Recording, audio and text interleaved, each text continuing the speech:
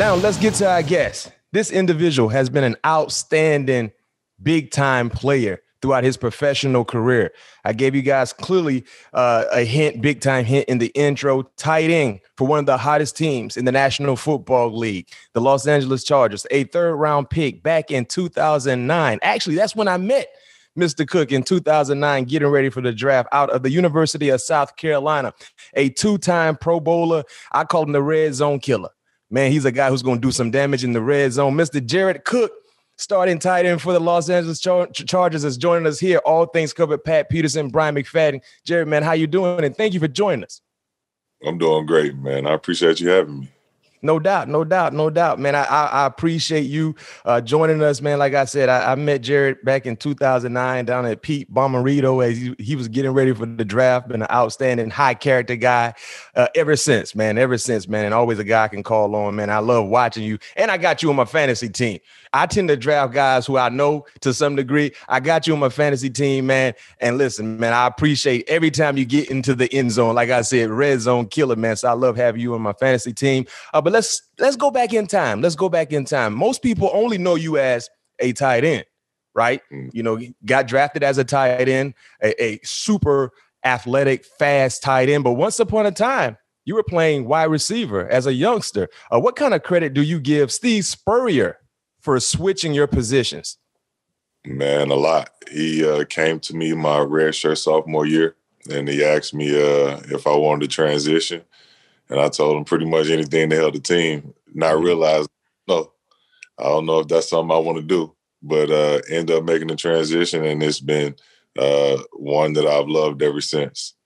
How has the tight end position evolved since coming out of high school for you? Man, a lot. You know, as a tight end in high school, you know, you are required to block a lot. There's not a lot of pass, release, and routes. You know, you depend on your back and your receiver to do that in high school. But then in college, you see him open up a little bit more. Coach Spurrier used to spread me out. He used to mix me around in the slot, put me at number 3 or at number 1, and just sometimes just let me go to work because of that receiver background. And that's just kind of helped me over my career, just kind of understanding what it takes to be a receiver and a big threat in the offense. And that's just helped me in my tight end abilities just all over the field. Yeah, and because of your success there at South Carolina and Columbia, University of South Carolina, you had an opportunity to get drafted to the Tennessee Titans. So let's get to the pros. You were drafted by the Titans in the third round in 2009. We had one of your former teammates on the show some months ago, and Chris Johnson, talking about that outstanding 2009 season where he was able to run for 2,000 yards. What was it like being a part of that historical season for Chris Johnson? Yeah, it was amazing, man. Just to see what he did and our O-line did, and what they accomplished together was pretty awesome. And to be a part of that, it was like watching, you know, history live. You know, history, and you sitting there watching this man go for 2,000. We thinking he gonna break Eric Dickerson record, and he just chased. He running all over teams, outrunning angles that you wouldn't even think. Yeah, he outrun, and he just hit that second gear and opened it up. But he's definitely one of my favorite backs that I've ever played with. Just being there watching just made me a huge fan of his. He was electric. And you've seen a lot of fast guys on the football field, maybe watching them on the sideline as your defense try to tackle them, or just being on the football field with a fast defender. Is Chris Johnson hands down the fastest person you've seen on the football field? Yeah, probably. Him. Yeah, definitely. Him, or like, you know, like an AB or somebody that's got ridiculous speed. But definitely, he outrun angles that you wouldn't think he would. Yeah. He hit a second, third gear that you didn't even think he had. And then he played too. He used to run guys over, you know, stiff arm guys. He played strong. He was an amazing back to watch. Yeah. And then, of course, when your time ended in Tennessee, you fulfill your rookie contract in Tennessee. You reunited with Jeff Fisher with the then St. Louis Rams. You've been with different organizations with different pieces, but how much does a sense of familiarity help in the NFL? Man, you know, it's tough because when I went from Tennessee I was one of the youngest guys in the locker room at Tennessee, going to St. Louis, being one of the oldest guys, and now having to fulfill a different type of role in the locker room. Mm-hmm. So, it was a little difficult for me to kind of adjust to the veteran role that was kind of required of me at that point in my career. So the familiarity wasn't there yet for me. Mm-hmm. It took me a couple of years to grow into that role, but it was good to be under Coach Fisher again, knowing what coach he was, knowing what he expected of you, what type of player that he wanted you to be, and him describing my role as I got there really helped me as well. So it was definitely playing and being a part of that offense there. And oddly enough, it took you 8 years, year 8 to get to the playoffs, to make the playoffs. That's crazy. You know what I mean? Look, thinking about some of the competitive teams you've been a part of, it took year 8 for you to get to the playoffs. That moment finally happened with the Green Bay Packers in 2016. Not knocking any of your previous quarterbacks, but what was it like linking up with Aaron Rodgers? Man, it was another one of them Chris Johnson feelings, just watching a goat go to work. Some of the stuff he would do every day in practice never got old. The way he'll drop back 70 yards and just drop a bomb in the bottom of a basketball hoop like it's nothing. Mm-hmm. Them nets that they set up, just seeing him do stuff like that every day, you knew you was watching greatness, man. Yeah. And talking about greatness, one of the greatest passes, I mean, heck, there's a long laundry list of passes you could put in that conversation for Aaron Rodgers because he seems to do it almost every week. But one of the greatest passes people always highlight is the playoff catch against the Dallas Cowboys. Take us through that play. It was third or fourth down, if I'm not mistaken, right? What was it? I believe it was third or fourth. I'm not sure. Third or fourth. I think it was fourth down. It was fourth because we had to convert. Yeah, you had to convert. If you don't, basically game is over. Cowboys come back on the football field offensively and they ice the game. But take us through that play, Jared. The play call, if you remember the play call and what was going through your mind, getting into your route and then, of course, coming down with a huge game change and basically a game-winning catch. So the play wasn't coming in. So Aaron kind of just drew it up. He basically said, I'll go special, just run special. And what he was like, special? It's a 3-by-1 set. I'm to the right side of the field in the trip set. Yep. And I run across the field like a delta or a deep over. Mm-hmm. And then number has like a bender. And then the outside also has a go. So it's basically 4 verticals. 4 verts. But you're the number 3 in the trips set. On the right side of the field. Gotcha. Yeah, to the right side. Run special. He was like, just end up on the left side of the field. So we was like, bet. So ball snap, I'm running through the field, and they in prevent. They in cover 4. So Byron Jones is up under me, and I see Aaron roll out to the left. He got a defender in his face, and he pump fake one time. Byron Jones kind of stuttered his feet. He kept rolling towards the sideline. I got to the other side of Byron Jones after he stuttered his feet, and Aaron rolling out to his left just drops a dime right straight down the sideline. And as the ball was coming in, I was just thinking, just get your feet down, just get your feet down. So I planted my feet and held on to the catch and tried to make them see it, like that I actually had possession. Yeah. And one ref to my right called it out. He was like, it's out. And then the one that was coming from the quarterback's direction or the line of scrimmage, he was the one that called it in. He was like, it was a catch. So then Mason Crosby came on, kicked the field goal with no time left. Man, so you mean to tell me Aaron Rodgers basically called the play himself because the play wasn't coming into his headset? Exactly. Another form of greatness. Wow. Yes. That's something I didn't know. Clearly, most people don't know because we weren't in the huddle. You know what I mean? Because we all assume, especially in that type of situation, that your quarterback is getting the play from the sideline, of course, into his headset. So his ability to communicate to the offensive guys, he just basically told you guys line up in special, which is a trip formation to the wide side. Told you, hey, just get over. Just get over. That might be one of the prettiest passes I've seen. One of the best catches I've seen too. That's what makes Aaron so rare, is because he's able to take that command and that control to be able to get you in the right play, be able to you do something foolish on defense and expose that and take advantage of it. Yeah. Just like try to get Coach Tomlin a couple weeks ago with the running off the field when they didn't sub and they got the quick.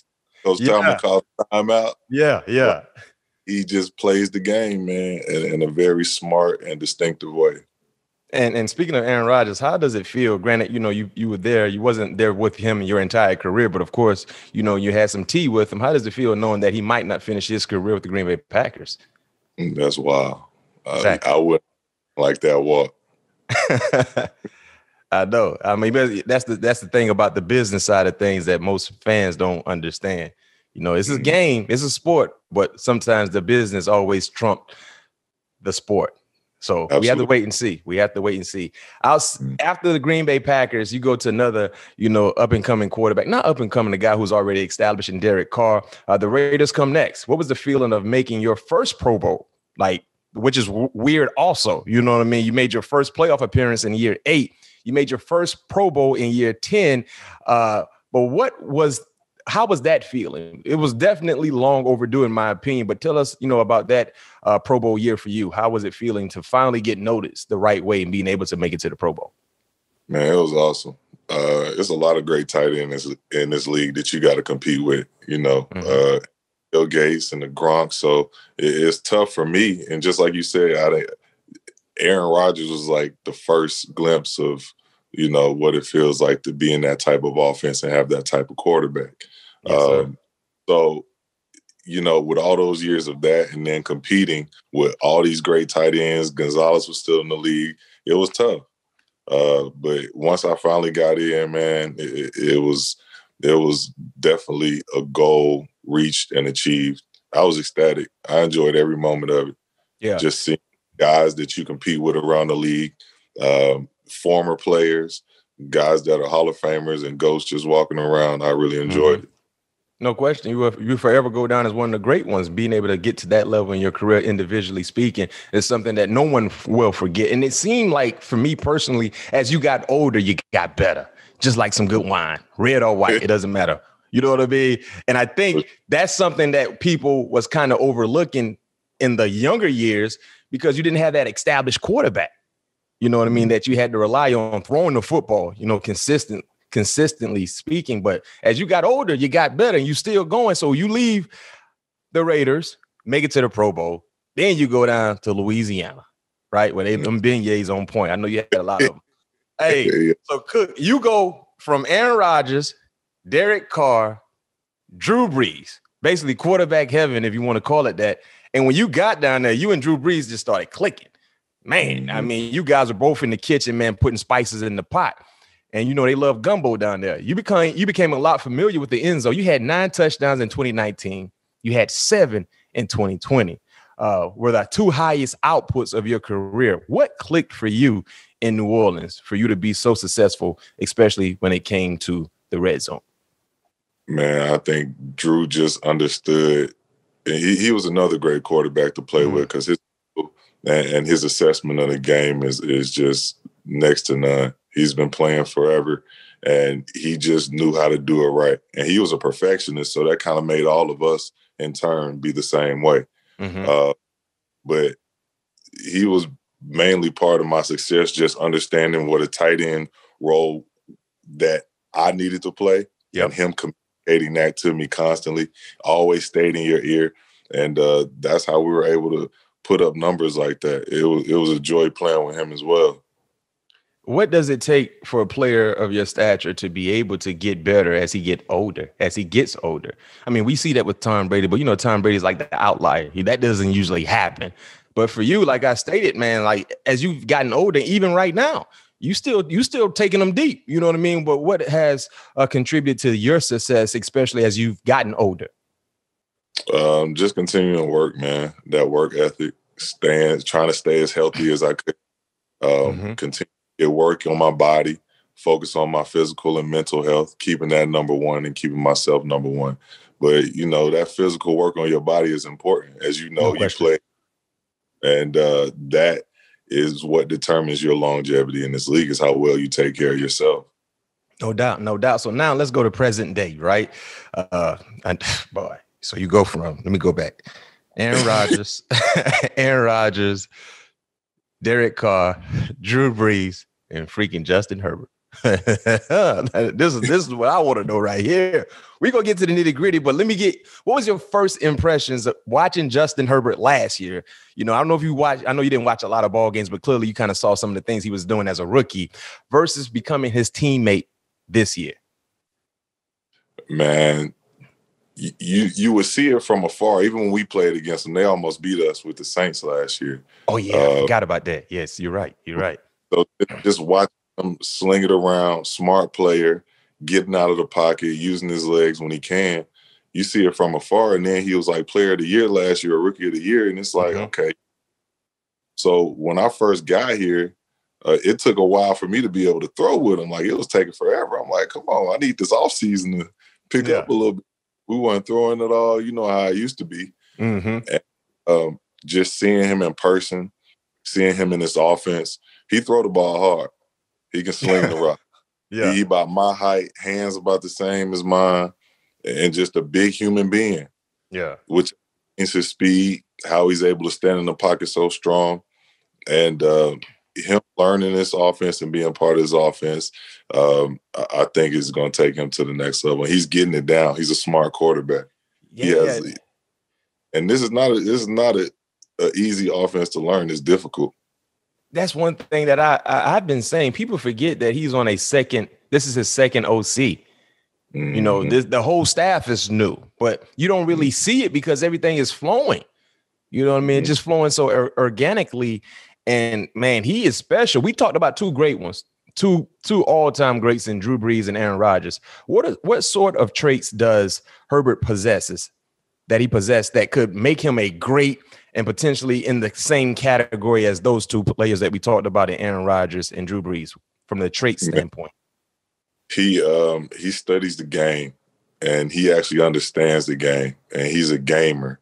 And a lot of times you don't find that in guys that actually understand and that can go out there and produce it at such an early age. It usually takes years and years of studying and understanding offenses for young quarterbacks to be able to do that. But he's come in, he's learned this new system, and kind of on a short off season, if you think about it, but he's able to learn this new system and go out there and implement it against hard teams. Like the easy teams that we're playing. These have all been 5 hard games. Even yesterday, you saw how he just stayed with it. He was able to us to the right plays, the right checks, and be able to put up that many points when we knew we had to. You had to. Yeah, it was hard to do. And he was able to march us down the field every time, check us to the right plays, and get us in and out of the right situations when we need it.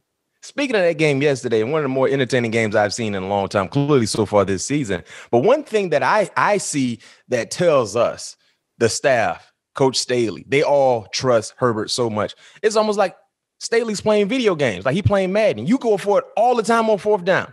We saw it last Monday against the Raiders, and you were the recipient on quite a few of those 4th down receptions, by the way. That was big time. But we saw this past Sunday against the Browns. Talk about the trust this staff has in the young quarterback, Justin Herbert, to be like, you know what? We're almost midfield. We're on our side of the on our side of 50, but we're going to go for it. It's 4th and 3, 4th and 4. It don't matter. We got Herbert. Let's go dial it up. Talk about the trust they have in him. You know, that's a huge part of the game, and a huge down in distance as well to be able to trust. You know, that's saying a lot. And for him to be able to put his trust not only in Justin, but in the whole offense as well, to be able to go out there and execute and be able to produce that, I think is huge. And, you know, he's going to make the right play and the right read and get you in the right situations to be able to convert that 4th or that 3rd down that you need to be able to keep the moving. And that's been big for us in the Chiefs game, the Raiders game, this last game. He been on fire. We need it. No question. One thing I'll say, I was talking to some folks about the game yesterday. I say, if you look at the Chargers offensively, they score 40 plus points. but the way he was distributing the football, they have so many quality catchers on this team, not to mention Austin Eckler, that they have a unique stable of guys that can any given day take it over. Because Monday night, it was your night. You know what I'm saying? Yeah. This past Sunday, you didn't really get a lot of looks. I don't know if, they're starting to kind of cloud you a little bit in certain situations. You know better than I do. But then you saw Mike Williams take over. Now, remember, Mike Williams last Monday night didn't really have a huge say-so in the ball game. So you guys have so many different, Ferraris and Lamborghinis for one of the best race car drivers in the game to be able to jump in and do damage that it's scary for defense, honestly. I mean, where's the confidence level right now with your offense? Man, when we first got in the huddle in OTAs, Keenan looked around the huddle and he said exactly what you said. He was like, it's scary. And we was like in 12 personnel. And he was like, scary in here. Because you got me, you got Mike, you got Keenan, you got Eck, you got Donald. And when we all in the huddle, like, we all big and we play big. No question. So, like, Eckler's been a huge part of the pass game as well, being able to catch and be so versatile out of the backfield, which is the same role kind of that you saw Alvin Kamara in last year. No question. Yeah. So when we look around our huddle, we have an all-time confidence that we can go out there and get the job done because there's so many different weapons of versatility that we have in that huddle. Guys that can do pretty much play every position out there.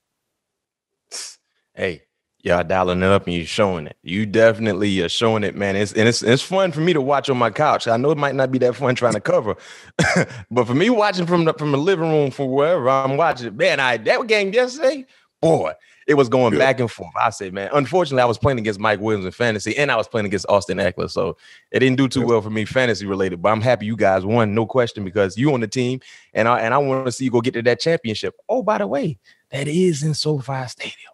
Oh, yeah. Trying to get me one like you, my boy. No question. You deserve it. hey, if you look at the course of your career, the best accolades happened towards the end of your career. You went year 8 for playoffs, 10 for Pro Bowl. You'd already know what's next. Let's go get it, man. No question. That's what you already know what next. The trajectory of your career, it says you should be getting ready to play in a championship. That's it. And I can tell you this much. Last question regarding Justin Herbert. They had some questions regarding his leadership abilities, leadership skills coming out of Oregon. What have you seen from him as a leader on this ball club?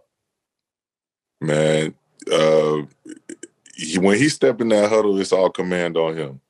So offensively, and then as team-wide, as he is a captain, we follow his voice. And he's vocal when he needs to be. But most importantly, when them lights come on, he turned on. That's the most important character trait you can get from somebody or learn from somebody, is learning how they move and learning how they operate. Not necessarily what they say, but what their actions are, right? Yeah. So whenever he stepped between them lines, whether it's on the practice field or whether it's on the game field, he's going to be ready and he's going to turn it on. And that's what you want. A guy that his actions speak louder than his words. You know what I mean? And that's something that you love. First-year head coach, everybody's falling in love with your first-year head coach and Brandon Staley. What makes him different from some of the other coaches you've been around? A guy that loves the game of football. He's always locked in. He's always focused. He loves the game defensively as well as offensively, and you're going to feel his energy. He always going to have you ready and hyped to play. He's always ready to go, whether it be in practice, whether it's for a team meeting, or whether it's for a game. He always going to get you what you need to be able to be ready to go. And he's always going to prepare you. He just loves talking football. He'll be walking down the hall with you and just start talking football. All the time. Football. And, that's the focus. Yeah. He got the goal. It's our way, and we trying to get to the ship. So he stayed locked in. He's always locked in. Convince me why the Chargers are the best team in the AFC West. This past weekend is a big tell. Man, we just trying to go get it, man. Yeah. 1 week at a time. 1 week at a time. That's what we locked in. We locked in on us. We focused on us. And that's all there is to it, man. It's a long season. So you just got to keep battling it out. No question. I can say this much. When you got a quarterback, you got a shot. Oh, yeah, for sure. When you got a quarterback, you got a legit shot. And that's the first hurdle you need to get over, having a quarterback. A lot of teams ain't got no legit quarterback, and you know that. You've been in the league, been around the block, so you know the difference in a guy who can go get you there than a guy who just can get you almost there. You got a guy who can get you. Last question before we transition to the superlative part of the show. You're 34 right now, and year 13. How much longer do you want to play? I don't know, man. I don't know. I'm taking it a year at a time. I'm just blessed to be able to play this long. So I'm just locked. As long as you get in the red zone and they want to keep giving you a check to get into the red zone. Because back in the day when you first came in the league, man, it was more bang bang than anything. They taking care of y'all guys now. You know what I mean? So as long as they want you to get in the red zone, you can. Hey, man, keep getting in the red zone. Get that box, man. No doubt, no doubt. We almost done. We transition to the superlative part of the show. Jared, here's where I hit you with rapid fire questions. I want your honest, unbiased answer. First question for you. Mount Rushmore of tight ends in NFL history. Top 4 tight ends NFL history. Probably Gates. Mm-hmm. Gonzalez. Mm-hmm.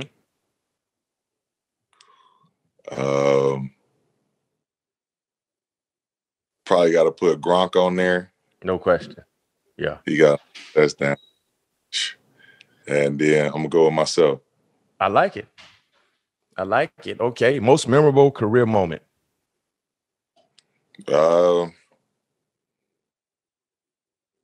Man, probably that catch in Green Bay. No question. Probably that catch in Green Bay. A couple of 2 touchdown games. Mm-hmm. And that's about it. Most physically gifted quarterback you've played against. You played with, I'm sorry. Probably either Justin Herbert or Aaron Rodgers. Highest IQ quarterback you played with? Probably Drew Brees. All right. Last question. It's a tough one for you. It's a tough one. When it's all said and done, when all the quarterbacks you've played with are done, retired, no longer playing in the National Football League, give me your top 3 with one being the best. Oh, man. When it's all said and done, you in the couch, you chilling, you retired from years. All the quarterbacks you played with are now retired. They're done. Everybody's enjoying life. Give me your top 3 quarterbacks you played with one ranking the first one. That's the best one, 2, 3. You playing with that 5 stick right now, huh? It's a superlative part. I'm going to hit you with rapid fire. When it's all said and done, I'll listen. When I knew you was coming on the show, this is what I was waiting to hear from you. Because one thing I know about you, Cook, you're a great, you can assess quarterback play well. I like your breakdown that you gave us. So I know I'm going to get a legit answer. Not to mention, man, you catch passes from these guys. You got an inside look, insider information right here. When it's all said and done, everybody retired. Derek Carr retired. Sam Bradford retired. Kerry Collins retired. Drew Brees, Aaron Rodgers, Herbert retired. Everybody, right? Kerry Collins. Kerry Collins, yeah. You play with Kerry Collins. Vince Young, right? Yeah. When it's all said and done, all the quarterbacks you've played with have retired. Who's number 1? Who's number 2? Who's number 3?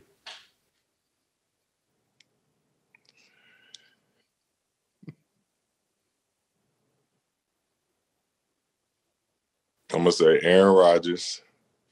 Okay, he won.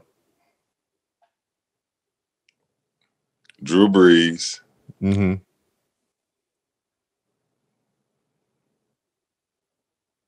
And probably Derek Carr.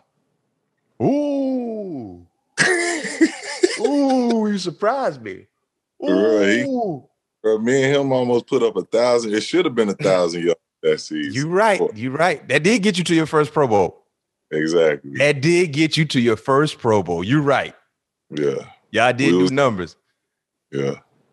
Okay. Hey, man. I respect it. Who you thought definitely. Huh? You know who I thought. You know who I thought you were going to say. That bad man out there with you right now. But granted, it's still early. You only played, this is your 4th game with him.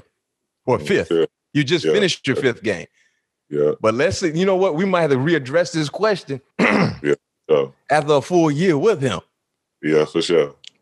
But so would it be safe to say Herbert's trajectory is going a whole nother level compared to some of the quarterbacks you talked about? Absolutely. Yeah. Absolutely. Well, I see it every Sunday, man, from my TV. So, man, you get chances to catch it from him week in and week out. So, hey, hopefully you go ahead and catch a few passes this upcoming week as you guys continue your dominance, man. No, number one, stay healthy. That's the first goal. But number two, man, take advantage of the opportunity, Jared, man. I appreciate you joining us here. All things covered. Patrick Peterson, Brian McFadden, man. Definitely a pleasure having you on. Hey, man, hopefully I get a chance to see you. You know what? I don't want to see you no time soon. I want to see you at the end of February after everything is all said and done. For sure. All right, man. Be safe. Appreciate you.